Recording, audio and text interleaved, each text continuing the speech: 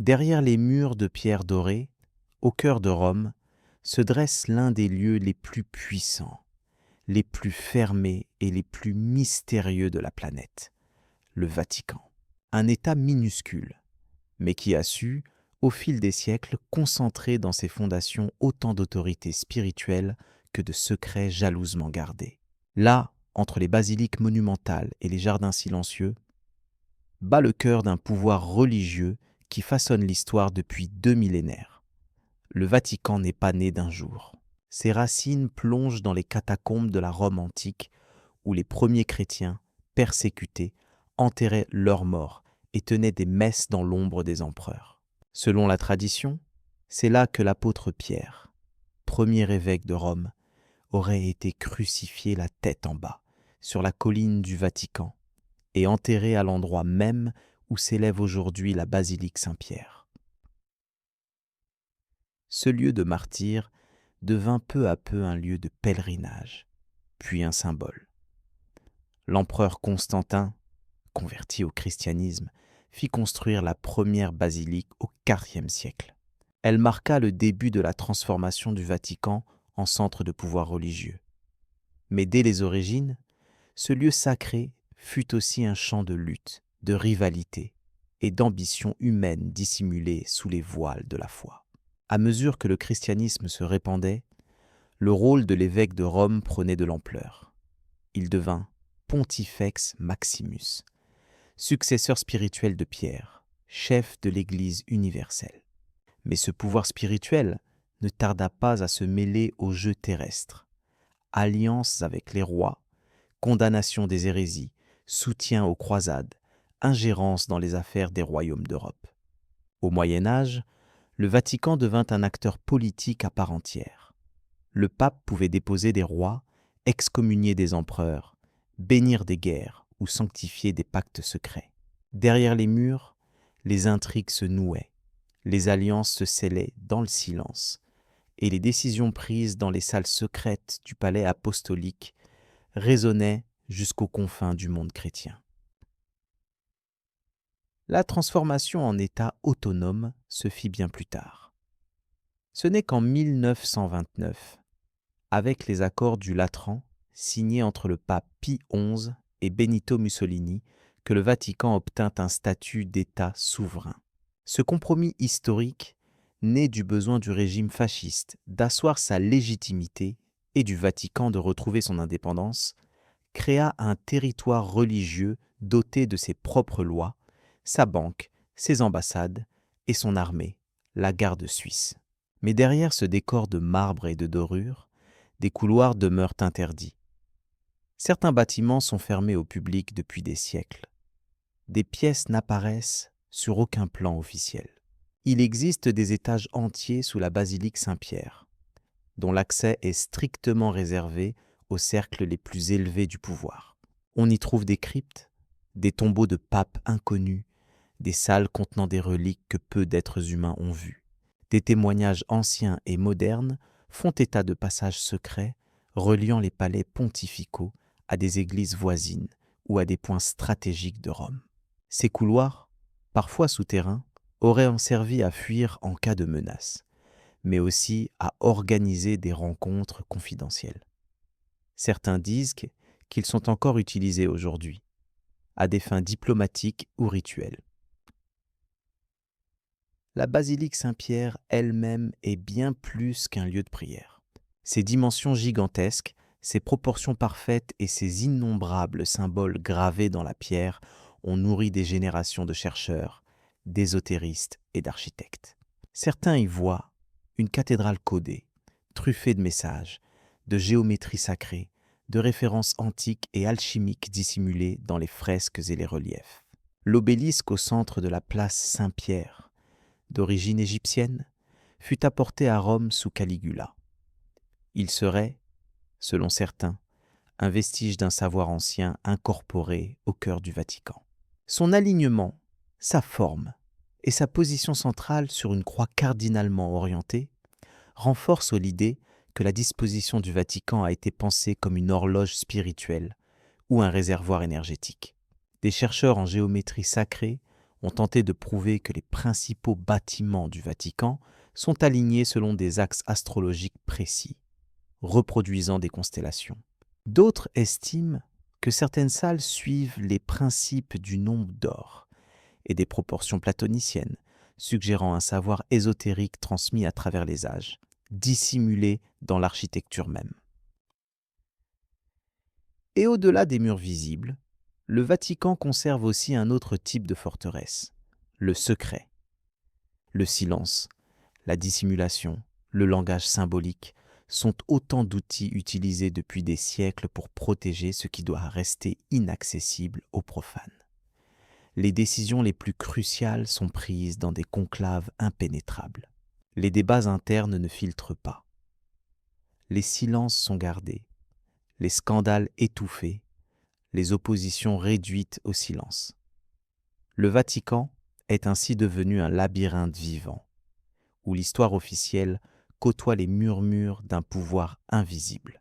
Là où chaque pierre peut contenir un code, chaque statue un message, chaque décision une conséquence que le monde ignore.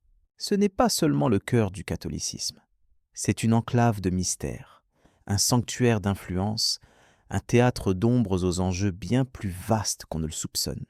Dans le prochain chapitre, nous descendrons plus profondément encore, dans les archives secrètes du Vatican, un lieu interdit au regard du public, où reposeraient les textes les plus sensibles, les hérésies oubliées, les vérités dissimulées et les histoires interdites d'une Église qui veut tout voir, tout savoir et tout garder sous clé. Derrière les murs sobres de la cité du Vatican, à l'écart du regard des fidèles et des visiteurs, existe un lieu qui nourrit depuis des siècles les plus grandes spéculations, les archives secrètes du Saint-Siège. Leur nom officiel, Archivum Secretum Apostolicum Vaticanum, évoque moins le secret au sens moderne que la notion de domaine privé, réservé au pape lui-même. Pourtant, leur contenu, partiellement dévoilé et jalousement protégé, attise les rumeurs les plus étranges. Il s'agirait de plusieurs dizaines de kilomètres de couloirs souterrains, tapissés de manuscrits anciens, de parchemins codés, de lettres historiques et de documents que peu de personnes ont le droit de consulter. Fondés officiellement au début du XVIIe siècle par le pape Paul V, les archives rassemblent des documents couvrant plus de 12 siècles d'histoire, issus des papes, des nonces, des inquisitions, des procès, des correspondances, diplomatiques et théologiques. Mais la partie visible de l'iceberg ne constitue qu'un fragment du tout. Les chercheurs autorisés, une minorité sélectionnée selon des critères très stricts, n'ont accès qu'à une portion limitée des fonds et doivent formuler à l'avance les documents exacts qu'ils souhaitent consulter sans garantie d'acceptation. Ce contrôle rigoureux ne fait que renforcer le sentiment que, dans ces lieux souterrains, se cachent bien plus que de simples documents administratifs. De nombreuses théories affirment que les archives renferment des vérités dérangeantes pour l'Église.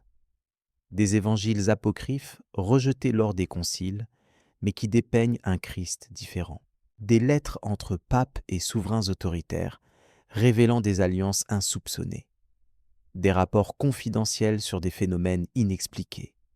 Possession, apparition, anomalies spirituelles observées au sein du clergé. Certains vont jusqu'à affirmer que des textes décrivant des contacts avec des entités non humaines seraient conservés à l'écart, dans des coffres protégés. Il existerait également une section surnommée par certains initiés la bibliothèque des hérésies. Elle contiendrait les textes condamnés au fil des siècles. Doctrines gnostiques, écrits des cathares, traités des Templiers avant leur destruction, manuscrits de magiciens chrétiens du Moyen-Âge, fragments de grimoires étudiés puis dissimulés. Non pas pour leur contenu théologique, mais pour leur puissance symbolique, pour ce qu'ils disaient de la part d'ombre que le christianisme officiel voulait effacer. Ces documents seraient annotés, décryptés et conservés non pour être oubliés, mais pour ne jamais tomber dans de mauvaises mains. Certains chercheurs indépendants évoquent l'existence d'un manuscrit unique, interdit à tous, sauf au pape et à un très petit cercle de cardinaux. Un livre noirci par le temps, couvert d'un cuir sombre et épais, contenant les témoignages les plus effrayants jamais recueillis par l'Église. Récits de prêtres disparus après des rituels mystérieux, confessions arrachées sous hypnose à des Etens, possédés, comptes rendus d'enquête menés dans des lieux où des forces invisibles auraient été à l'œuvre. Ce livre serait mis à jour à chaque pontificat, dans le silence le plus absolu. Une autre rumeur célèbre parle d'une salle interdite, accessible uniquement par un ascenseur dissimulé dans les profondeurs des palais Vaticans. On y trouverait non seulement des artefacts religieux, mais aussi des objets dont la provenance interroge. Fragments d'étoffes inconnues, instruments faits de métaux non identifiés, et des cylindres scellés contenant des langues jamais traduites. Des prêtres scientifiques auraient tenté de les analyser, sans jamais pouvoir en déterminer la nature exacte. Pour certains, ces reliques viendraient d'une civilisation disparue, peut-être même d'origine non terrestre. Les prophéties tiennent aussi une place majeure dans les archives. Des rouleaux de parchemin décrivant des visions de la fin des temps, attribués à des saints, des mystiques ou même des enfants au destin énigmatique. Le troisième secret de Fatima, dont une partie seulement aurait été rendue publique, ne serait qu'un fragment d'un ensemble plus vaste, regroupant des visions recueillies à travers le monde et jamais dévoilées. Le Vatican, selon certaines sources, compilerait ainsi une véritable chronologie ésotérique des avertissements célestes. Homo! Les archives contiendraient également les lettres personnelles échangées entre des papes et des figures historiques marquantes. Hitler, Staline, Gengis Khan, ou encore les maîtres de loges secrètes dont les noms n'apparaissent dans aucun livre d'histoire. Ces correspondances révéleraient l'ampleur des négociations silencieuses, les pactes de non-agression et les manipulations de conscience orchestrées à l'échelle du monde. Le Vatican y serait présenté non seulement comme une institution spirituelle, mais comme une véritable puissance diplomatique opérant dans l'ombre. Mais au-delà des textes, ce qui rend ces archives si puissantes, c'est leur inaccessibilité. Car dans un monde où l'information est devenue instantanée, leur fermeture crée un vide. Et dans ce vide, naissent les fantasmes, les peurs, les spéculations. Le Vatican n'a pas besoin de démentir. Son silence suffit à entretenir l'aura. Les mystères s'alimentent eux-mêmes, et chaque décennie qui passe sans révélation renforce l'idée que l'on y cache quelque chose de fondamental, de bouleversant, peut-être même d'inavouable. Dans le chapitre suivant, nous quitterons les voûtes froides du savoir enfermé pour pénétrer dans un monde tout aussi clos, celui des rituels cachés. Car au Vatican, tous les gestes ne sont pas faits pour être vus. Certaines cérémonies sont réservées à une poignée d'initiés, se déroulent dans des lieux fermés, à des heures précises, et utilisent des mots que le commun des mortels n'entendra jamais. Dans les profondeurs silencieuses du Vatican, à l'abri des regards extérieurs, se déroulent des cérémonies dont peu de personnes connaissent l'existence, et encore moins la signification véritable. Si la liturgie catholique, telle qu'elle est connue du public, repose sur des textes codifiés, des chants, des gestes précis, il existe un autre niveau de pratique, plus ancien, plus symbolique, plus réservé. Il s'agit d'une dimension rituelle qui, bien qu'ancrée dans la tradition chrétienne, porte les traces de civilisations plus anciennes, d'emprunts ésotériques et de structures initiatiques transmises dans secret à travers les siècles. La messe pontificale, telle qu'elle est célébrée devant des foules immenses lors des grandes fêtes, n'est qu'une façade. Derrière les portes closes, à des heures où Rome dort encore, Des rites sont accomplis dans de petites chapelles privées, parfois dans la crypte de Saint-Pierre, ou même dans des salles dont aucun plan public ne fait mention. Ces liturgies spéciales, connues uniquement des cardinaux les plus élevés ou des membres d'ordres internes comme la garde noble ou certains cercles jésuites, mêlent anciens textes latins, invocations symboliques et gestes rythmés dont le sens exact reste voilé. Certains de ces rituels s'inspireraient, selon plusieurs chercheurs, de pratiques très anciennes liées à la tradition juive secrète, à l'orphisme grec ou même à des cultes orientaux intégrés à l'époque de la Rome impériale. Des passages précis de la liturgie seraient reconstruits autour de cycles lunaires, de configurations célestes particulières ou de références astrologiques effacées des versions modernes des textes. Il ne s'agit pas de superstition, mais de codification. Chaque mot, chaque posture, chaque objet utilisé est pensé pour entrer en résonance avec une tradition invisible, non dite, transmise oralement depuis des générations. Parmi les rites les plus énigmatiques figure celui de la purification des clés. Il aurait lieu une fois par an dans une pièce circulaire sous la basilique Saint-Pierre et ne réunirait que le pape et 2 cardinaux choisis.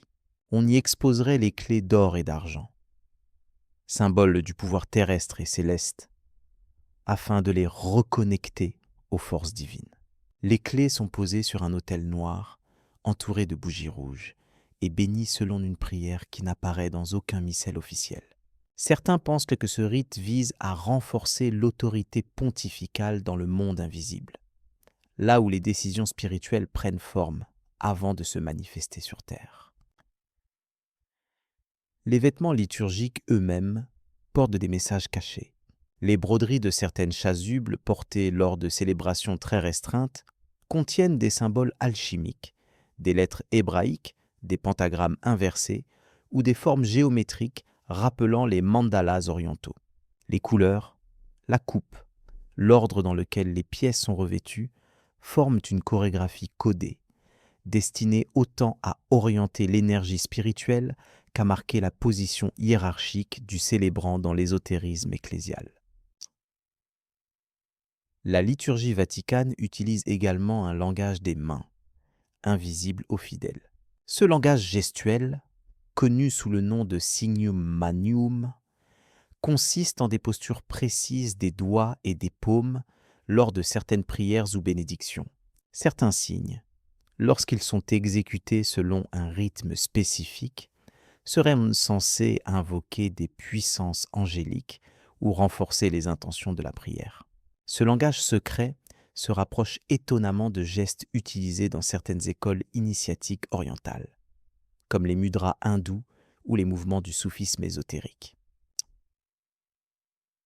Un autre rituel évoqué dans les récits confidentiels est celui du silence sacré.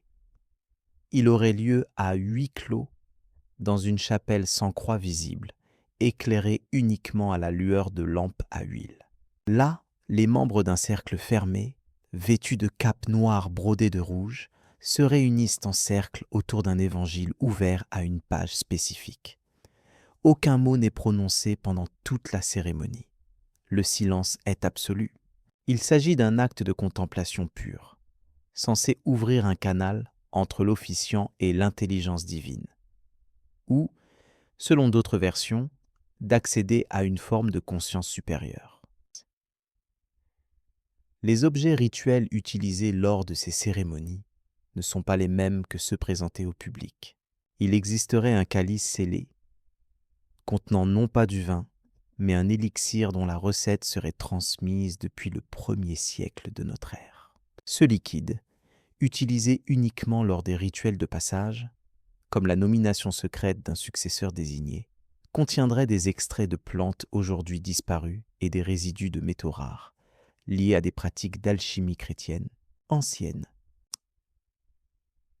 Même la musique jouée au Vatican lors des rituels secrets est particulière. Elle ne suit pas la notation grégorienne classique, mais une gamme antique reconstruite à partir de fragments retrouvés dans les manuscrits carolingiens. Certains chants, réservés à des heures précises de la nuit, seraient composés selon des intervalles précis, censés affecter les états de conscience. Des prêtres musiciens, formés en secret, jouent ces morceaux 1 ou 2 fois par an dans une salle acoustiquement isolée située sous la chapelle Sixtine. Il existe aussi des rituels liés à la mort. Lorsqu'un pape meurt, des rites funéraires sont accomplis selon une double liturgie. Celle que le monde voit, le cercueil, les hommages, les chants, et celle que seuls quelques-uns pratiquent dans le silence de la chambre papale. On y récite des invocations interdites aux prêtres ordinaires, destinées à guider l'âme vers un jugement équilibré en invoquant les protections des saints cachés, dont les noms ne figurent dans aucun calendrier officiel. Ce monde rituel secret est, pour certains, la véritable essence du Vatican. Une dimension parallèle, où la foi se mêle au pouvoir, où les gestes deviennent des clés, où les mots ne sont pas prononcés au hasard.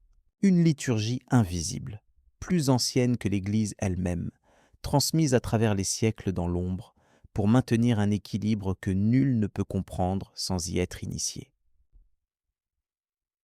Dans le chapitre suivant, nous explorerons les sociétés discrètes qui gravitent autour de ce centre spirituel. L'Opus Dei, les jésuites, les cercles intérieurs, ces structures secrètes qui, sous couvert de services divins, orientent les décisions, façonnent les consciences et protègent des secrets dont l'Église ne parlera jamais publiquement. Derrière la façade hiérarchique et visible de l'Église catholique se cache une autre structure, plus fluide, plus secrète, tissée d'influences croisées et de loyautés multiples. Il ne s'agit plus ici des cardinaux, des évêques ou du pape, mais de groupes restreints, puissants, agissant dans l'ombre et dont les noms n'apparaissent jamais dans les homélies. Ces sociétés discrètes, qu'elles soient canoniques, reconnues ou totalement invisibles, orientent en silence les choix du Vatican, protègent ses secrets et parfois même entrent en conflit les unes avec les autres dans une lutte d'influence souterraine. Parmi elles, la plus célèbre et la plus redoutée est sans doute l'Opus Dei. Fondée en 1928 par le prêtre espagnol José María Escrivá, cette organisation a pour but officiel de sanctifier le travail quotidien. Mais derrière ce visage pieux se cache une structure ultra-hiérarchisée, disciplinée à l'extrême, dont les membres prêtent serment de loyauté absolue, vivent parfois en secret et acceptent une vie de sacrifice, de silence et d'obéissance. L'Opus Dei possède ses propres maisons, universités, éditeurs et même des centres de formation fermés au public. Ses membres sont classés par niveau. Les coopérateurs, les membres numéraires qui vivent en communauté, les surnuméraires vivant en famille et les prêtres. Le recrutement est souvent discret, ciblant les élites intellectuelles, économiques ou politiques. Certains témoignages d'anciens membres parlent d'endoctrinement, de contrôle psychologique et de méthodes de discipline physique rappelant l'ascèse médiévale. L'Opus Dei aurait des représentants dans de nombreux gouvernements, banques et entreprises, formant une toile d'influence d'une efficacité redoutable. Son siège central, situé à Rome dans un bâtiment sobre mais hautement sécurisé, n'est accessible qu'à quelques initiés. Là, selon certaines sources, seraient prises des décisions qui dépassent largement le cadre spirituel. Nomination d'évêques, financement de campagne, orientation doctrinale, voire stratégie géopolitique. On murmure que certains papes ont redouté l'influence de l'Opus Dei, tandis que d'autres s'en sont servis pour consolider leur pouvoir contre des factions rivales. Mais l'Opus Dei n'est pas seul. Une autre force discrète mais omniprésente au sein du Vatican est celle des Jésuites. Officiellement connus comme la Compagnie de Jésus, ils ont été fondés au XVIe siècle par Ignace de Loyola. Redoutés pour leur intelligence, leur rigueur et leur discipline, Les jésuites sont les gardiens du savoir et de la stratégie. Ils ont formé des générations d'intellectuels, de diplomates, de missionnaires et d'agents infiltrés dans tous les recoins du monde. Longtemps en conflit avec d'autres ordres plus conservateurs, les jésuites ont été temporairement dissous par le pape Clément XIV en 1773, sous la pression des monarchies européennes. Mais leur retour, 41 années plus tard, marqua leur renaissance en force. Leur influence s'étend aux universités, aux maisons d'édition, aux mouvements sociaux et à la diplomatie vaticane. Le pape François lui-même est jésuite, un fait sans précédent qui a suscité de vives tensions internes. Les jésuites possèdent également leur propre réseau d'information. Des rapports secrets, des analyses politiques, des études de terrain leur permettent d'anticiper les conflits, de comprendre les mouvements culturels et d'orienter la pensée catholique mondiale. Certains chercheurs affirment que les jésuites disposent de centres de recherche ésotériques où l'on étudie aussi bien la Kabbale que la physique quantique, dans une tentative de réconcilier foi et science à un niveau supérieur. Mais au-delà de ces structures connues, il existerait des cercles plus restreints encore, dont les noms ne sont pas prononcés à voix haute. Ces groupes, souvent composés de cardinaux, de prélats ou de laïcs très influents, se réuniraient dans des lieux discrets pour discuter des orientations profondes de l'Église. Certains évoquent une loge Fipi, V pour Vatican, un cercle fermé pratiquant une forme de spiritualité catholique ésotérique, inspirée autant par la gnose chrétienne que par les traditions hermétiques antiques. Ces cercles possèdent vraiment leurs propres rituels, leurs codes, leurs symboles. Des bagues portant des gravures anciennes, des mots de passe en latin déformé, des signes de reconnaissance gestuelle. Ils formeraient un contre-pouvoir invisible, influençant les décisions du conclave, intervenant dans les nominations, orientant les prises de position du Saint-Siège. Leur existence est niée par les autorités vaticanes, mais certains indices laissent penser qu'ils existent depuis plusieurs siècles. D'autres théories, encore plus audacieuses, parlent de connexions entre le Vatican et des sociétés secrètes extérieures. Les Illuminati, certaines obédiences maçonniques ou des cercles rosicruciens. Officiellement incompatibles avec la doctrine catholique, ces organisations auraient pourtant noué des liens ponctuels avec certains prélats, dans le but d'échanger savoir, influence ou protection. Des objets trouvés dans certaines sacristies anciennes, compas, symboles alchimiques, croix inversées, nourrissent ces hypothèses. Toutes ces sociétés discrètes, qu'elles soient officielles ou fantasmées, ont un point commun. Elles opèrent dans l'ombre, manipulent les flux d'informations, orientent les décisions sans apparaître au grand jour. Elles composent une autre Église, parallèle, souterraine, parfois en conflit avec la hiérarchie visible, parfois au service de causes bien plus anciennes que Rome elle-même. Une Église de silence, de pouvoir et de secret. Dans le prochain chapitre, nous découvrirons comment cette toile d'influence s'étend bien au-delà du Vatican, jusqu'au palais présidentiel, aux agences de renseignement, aux réseaux diplomatiques, révélant un Vatican acteur, invisible des grandes manœuvres du monde. Le Vatican, avec ses moins de 44 hectares de superficie, est l'un des plus petits États du monde. Et pourtant, son influence dépasse largement ses frontières. Ce micro-État religieux, en apparence tourné vers la prière, la doctrine et la charité, dispose en réalité d'un des réseaux diplomatiques les plus vastes et les plus anciens de la planète.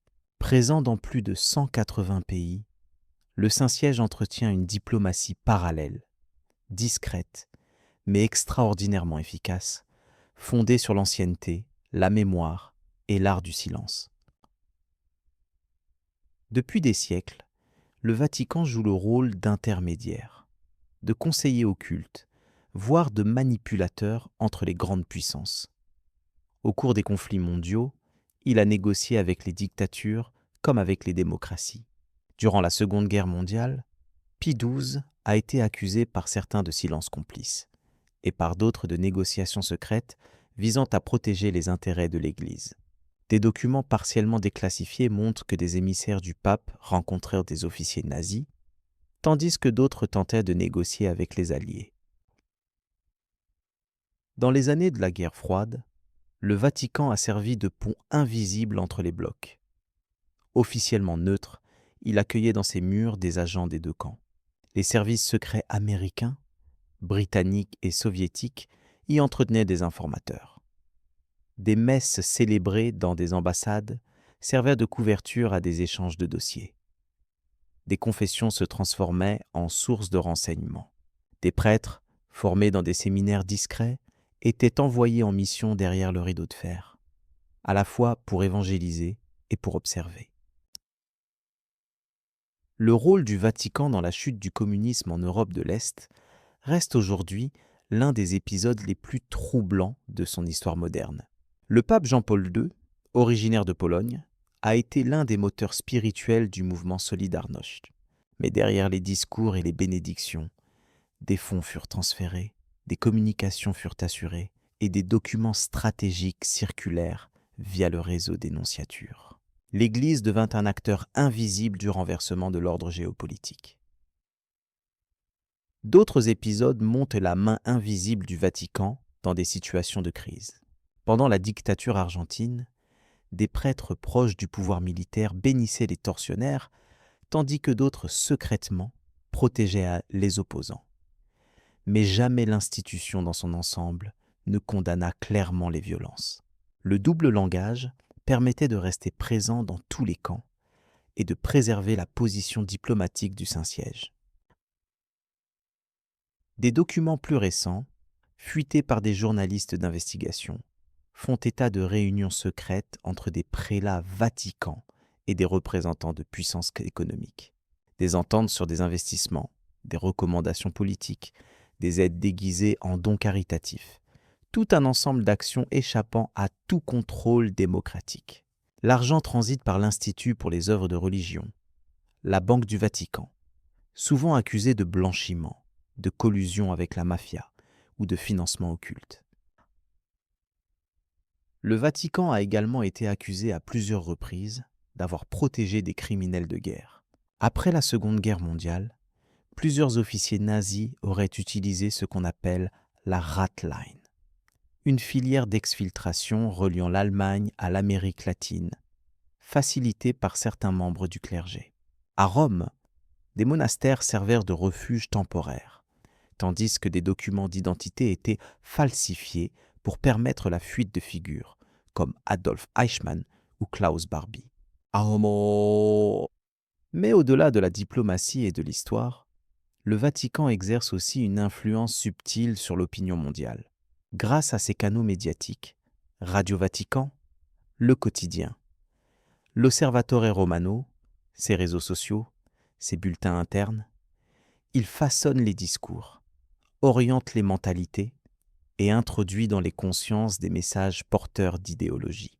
Les encycliques papales, les prises de position publiques, les silences calculés, tout participe à une stratégie d'influence. Cette capacité de manipulation atteint parfois le champ de la désinformation. Des études ont montré que certains discours pontificaux étaient utilisés dans des campagnes de propagande par des États autoritaires, qui y voyaient un appui moral ou une légitimation indirecte. À l'inverse, le Vatican sait aussi faire pression en refusant de reconnaître certains gouvernements, en suspendant des relations diplomatiques ou en dénonçant publiquement des lois contraires à sa doctrine. Des réunions à huis clos ont régulièrement lieu entre le Vatican et des organisations internationales. ONU, FMI, grandes ONG. Officiellement consacrées à des questions humanitaires ou éthiques, ces rencontres sont aussi l'occasion d'échanges d'informations, de recommandations non publiées, et parfois même de négociations secrètes sur l'avenir de certains pays, de certains conflits ou de certaines réformes sociales. Enfin, certains chercheurs en géopolitique avancent que le Vatican utiliserait ses réseaux de confession pour obtenir des informations stratégiques. Les prêtres, en tant que confesseurs, entendent les secrets les plus intimes, y compris ceux de chefs d'État, de militaires, d'industriels. Bien que le secret de la confession soit sacré, il est permis de se demander si certaines informations ne remontent jamais aux oreilles des cercles supérieurs.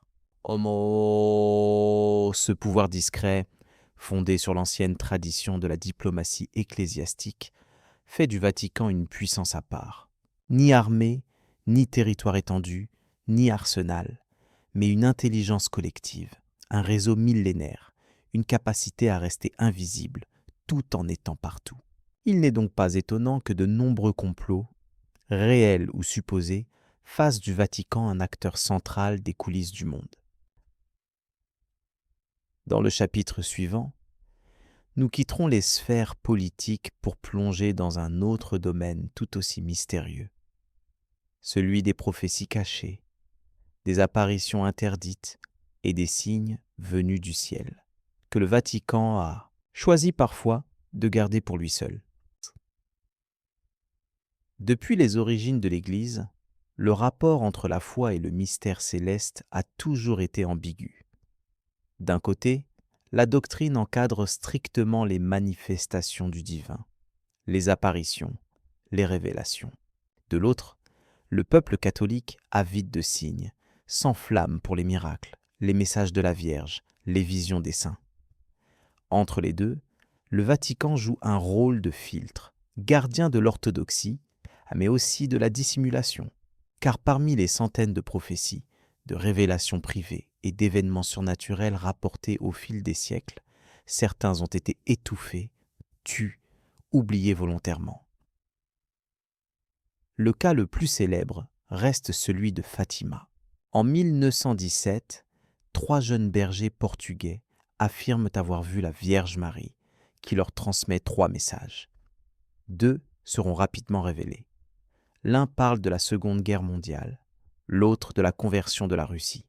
Mais le troisième, longtemps gardé secret, ne sera publié qu'en 1000-2000, dans une version jugée incomplète par de nombreux chercheurs. Selon certaines sources, ce texte évoquerait l'apostasie de l'Église, des conflits internes au Vatican et un cataclysme spirituel. Des voix affirment que le véritable contenu reste caché dans un coffre scellé sous la basilique Saint-Pierre. Fatima n'est pas un cas isolé. Des dizaines d'apparitions mariales ont été signalées à travers le monde. À Garabandal en Espagne, à Medjugorje en Bosnie, à Akita au Japon. Certaines ont été reconnues officiellement, d'autres non.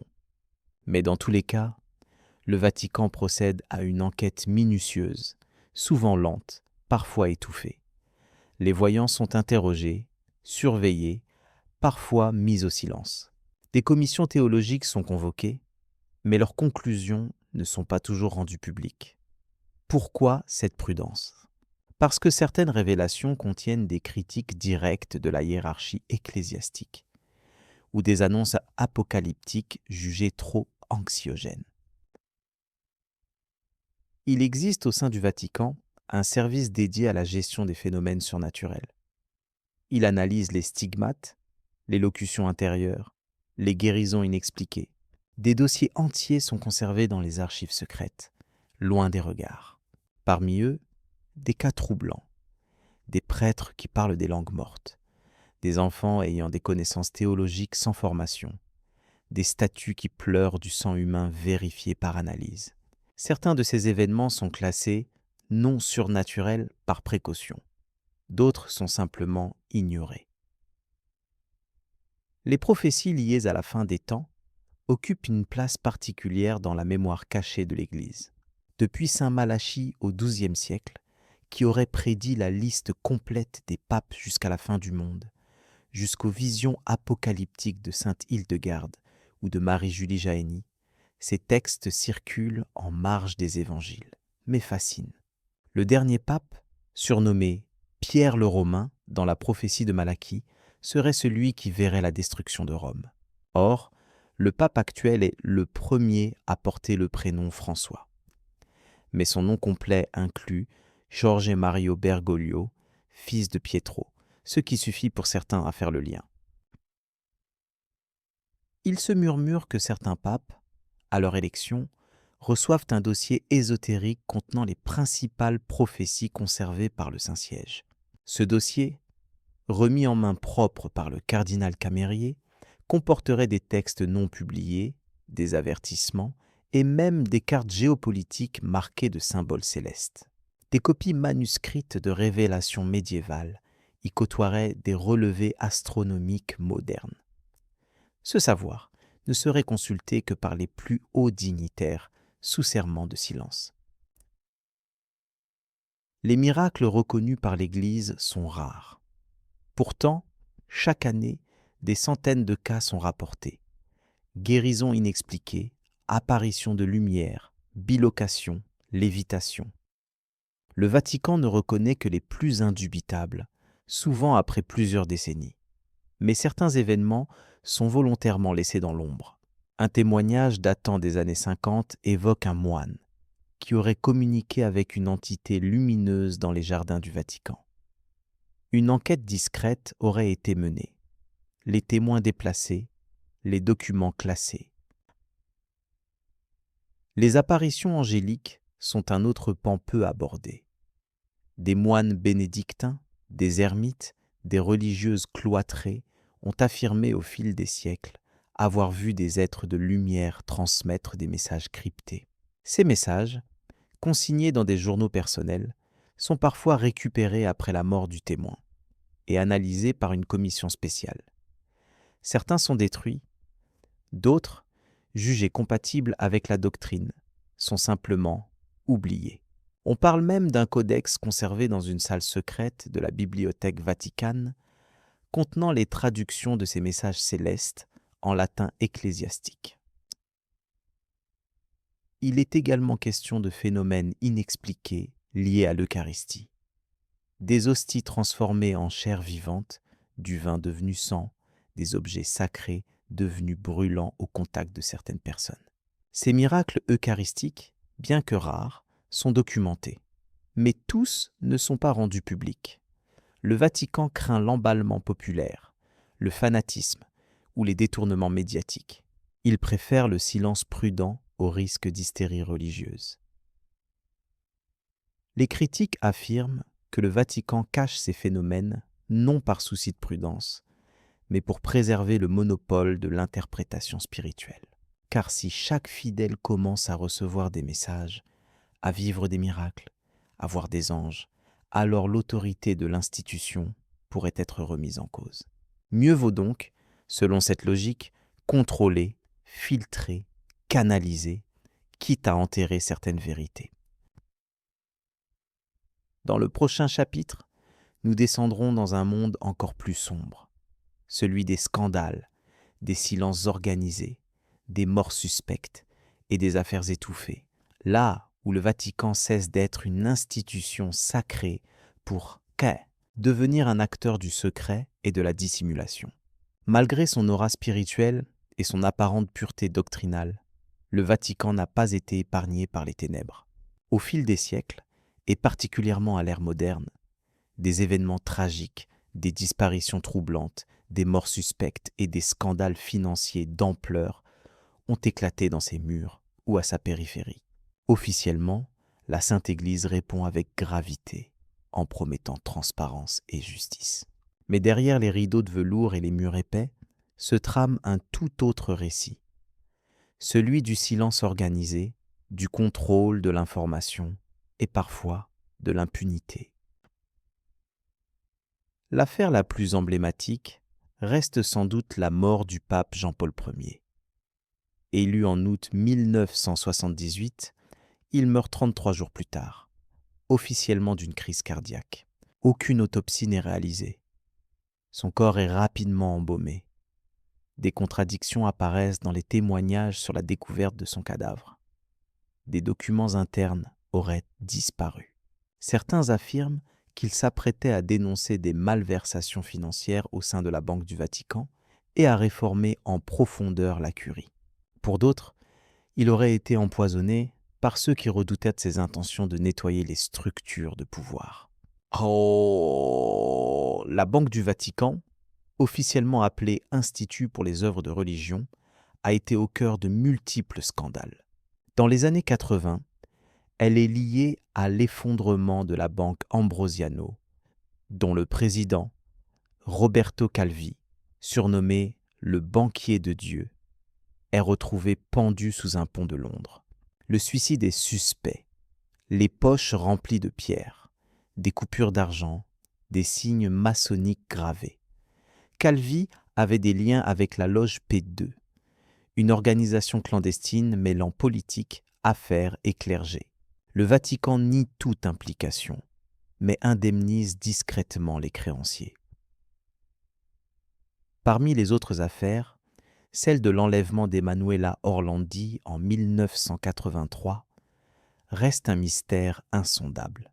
Fille d'un employé du Vatican, elle disparaît à l'âge de 15 ans sans laisser de traces. Au fil des décennies, des pistes sont évoquées. Mafia romaine, réseau pédocriminel, services secrets, complot lié au chantage contre l'Église. Des témoins affirment qu'elle aurait été vue dans une propriété religieuse à l'étranger. Des documents confidentiels auraient été retrouvés prouvant que le Vatican payait pour son entretien bien après sa disparition. Pourtant, aucune enquête interne sérieuse ne sera menée. D'autres meurtres plus discrets jalonnent l'histoire récente. En 1984, le commandant de la garde suisse Alois Estermann, sa femme et un jeune garde sont retrouvés morts dans leur appartement. La version officielle parle d'un meurtre suivi d'un suicide, mais les incohérences abondent. Des lettres falsifiées, des pièces manquantes au dossier, des témoins éloignés. Certains y voient un règlement de compte interne, une vengeance ou un avertissement. Les scandales sexuels secouent également l'Église depuis plusieurs décennies. Si le Vatican affirme combattre les abus, les faits démontrent un système de protection silencieuse.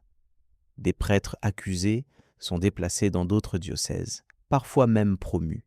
Des documents internes ont révélé que le Saint-Siège était au courant de cas répétés d'abus dès les années 50. Des fonds ont été utilisés pour acheter le silence des familles. Des congrégations entières ont été impliquées dans des violences systémiques contre des enfants, des femmes ou des novices. En 2010, la fuite de documents connus sous le nom de Vatileaks expose les luttes de pouvoir au sein du Vatican. Lettres, mémos, notes internes révèlent un climat de tension, d'opposition aux réformes, de jeu d'influence. Le majordome du pape Benoît XVI est arrêté. Mais les documents continuent de circuler. Le climat devient irrespirable. 2 ans plus tard, pour la première fois en plus de 6 siècles, un pape abdique. Officiellement pour raison de santé. Officieusement pour fuir les conséquences d'une guerre interne entre conservateurs et réformateurs. Des témoins, des journalistes, des chercheurs ayant approché de trop près certains dossiers ont vu leur vie basculer. Menaces, dissuasion, isolement. Certains changent de nom, d'autres disparaissent. Le Vatican, sans jamais ordonner ni revendiquer, possède les moyens de faire taire. Les archives ne sont pas ouvertes. Les enquêtes judiciaires échouent par manque de coopération. Le silence devient une stratégie. Mais les signes ne trompent pas. Les documents détruits, les archives classées pour 100 ans, les témoins jamais recontactés. L'Église, en tant qu'institution, protège son image à tout prix.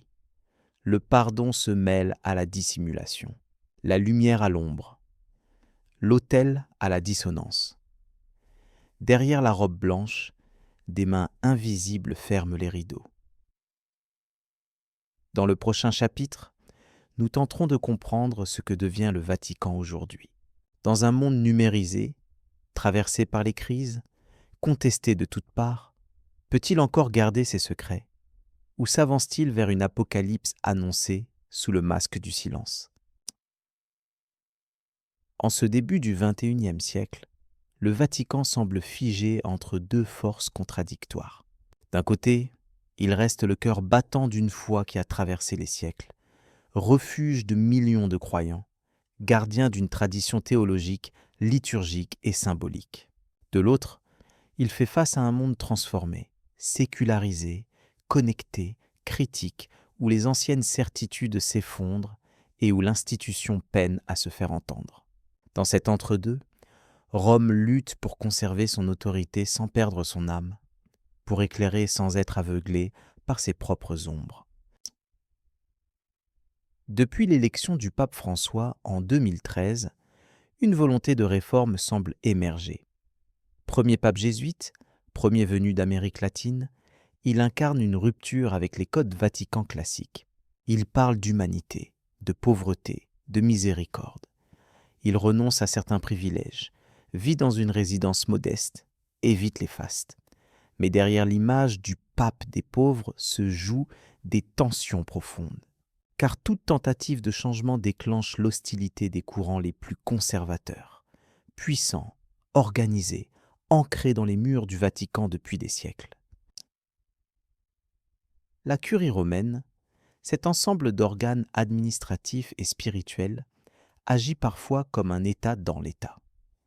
Des réformes financières sont lancées, des audits ordonnés, des commissions mises en place. Mais les résistances sont vives. Des documents fuitent, des oppositions se forment, des alliances secrètes se nouent. Les scandales récents, notamment ceux liés aux finances ou aux abus sexuels, ne font que renforcer le besoin de réforme, tout en révélant l'étendue du système à réformer. Le Vatican se retrouve dans un équilibre précaire entre purification et survie. Parallèlement, le monde extérieur change. Les fidèles diminuent en Europe. Les vocations sacerdotales s'effondrent. La parole ecclésiale perd de son influence face aux médias, aux réseaux sociaux, aux sciences. Les jeunes générations s'éloignent. Le dogme, perçu comme rigide, laisse place au doute, à la quête individuelle, à la spiritualité diffuse. Le Vatican, confronté à cette érosion silencieuse, cherche des réponses, parfois dans la modernisation, parfois dans la fermeture. La numérisation de la foi elle-même pose des questions inédites. Des messes en ligne, des confessions par appel vidéo, des bénédictions via réseaux sociaux, autant de gestes impensables il y a 20 ans, désormais en débat. L'Église tente d'occuper l'espace numérique, mais ce territoire échappe aux anciens codes. Des prêtres influenceurs apparaissent, des évêques réprimandent les fidèles sur des plateformes mondialisées, des cyberattaques ciblent les bases de données du Vatican. La foi devient une donnée connectée. Et pourtant, certains signes donnent à penser que le silence reste la réponse préférée du Saint-Siège. De nombreuses archives restent closes. Les questions les plus dérangeantes sur les disparitions, les rituels, les sociétés secrètes ne trouvent jamais de réponse officielle. Le Vatican, telle une forteresse, maintient une zone d'opacité volontaire, justifiée par la sacralité, protégée par la tradition. C'est une stratégie millénaire. Ne jamais tout dire, ne jamais tout nier. Laisser le mystère flotter, car il confère du pouvoir. Mais ce silence a un prix. Des voix se lèvent de l'intérieur. Des prêtres, des théologiens, des croyants engagés demandent transparence, justice, vérité. Ils écrivent, dénoncent, quittent parfois l'institution. Le schisme latent n'est pas doctrinal, il est moral, entre ceux qui veulent une église du dialogue et ceux qui défendent une église de l'autorité. Le Vatican devient alors le champ d'une guerre invisible, où se croisent dogme et conscience, foi et secret, charité et pouvoir. Certains observateurs parlent même d'un apocalypse doux, un effondrement non spectaculaire mais profond, où l'institution s'évide de l'intérieur, perdant sa substance sans faire de bruit. D'autres, plus mystiques, voient dans les crises successives des signes eschatologiques, prophéties accomplies, messages du ciel ignorés, symboles inversés. Le dernier pape, selon certains textes apocryphes, serait déjà assis sur le trône, préparant l'Église à une purification radicale ou à sa dissolution finale. Et pourtant, le Vatican reste là, toujours debout, toujours immobile dans le tumulte du monde. Il célèbre, enseigne, sanctionne, accueille. Comme si de rien n'était, comme s'il était éternel. Ou peut-être parce qu'il sait que dans le silence se cache une forme de puissance que les siècles eux-mêmes n'ont pas pu briser. Le Vatican n'est peut-être pas ce qu'il paraît, ni un simple État, ni une simple Église, mais un labyrinthe vivant, une conscience ancienne, un sanctuaire d'ombres et de lumière, un gardien de porte qu'aucun fidèle n'a jamais franchi et que peut-être aucun homme ne devrait ouvrir.